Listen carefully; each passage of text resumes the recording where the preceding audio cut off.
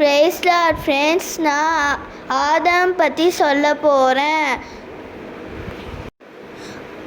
ஆதாம் பற்றி ஆதியாகமம் 1-2-3 இருக்குது.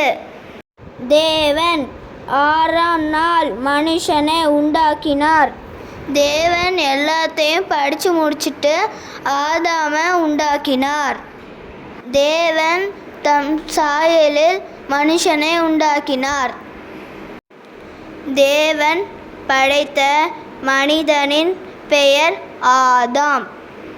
தேவன் மண்ணினாலே ஆதாமை உருவாக்கினார்.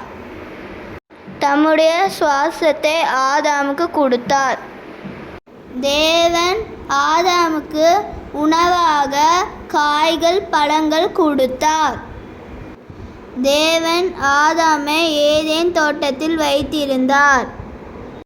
ஏதேன் தோட்டத்தில் பாதுகாப்பதும் வேலை செய்வதும் ஆதாமுக்கு நியமிக்கப்பட்டிருந்தது. ஆதாம் தேவனால் ஆசீர்வதிக்கப்பட்டவன். ஆதாம் விழா எழும்பினால் தேவன் ஏவாளை உருவாக்கினார்.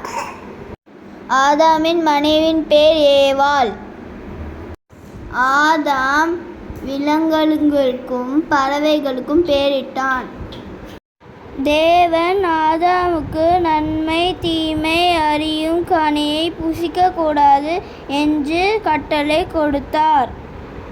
ஆதாம் தம்முடைய மனைவி நிமித்தம் தேவனுடைய கட்டளையை மீறினான்.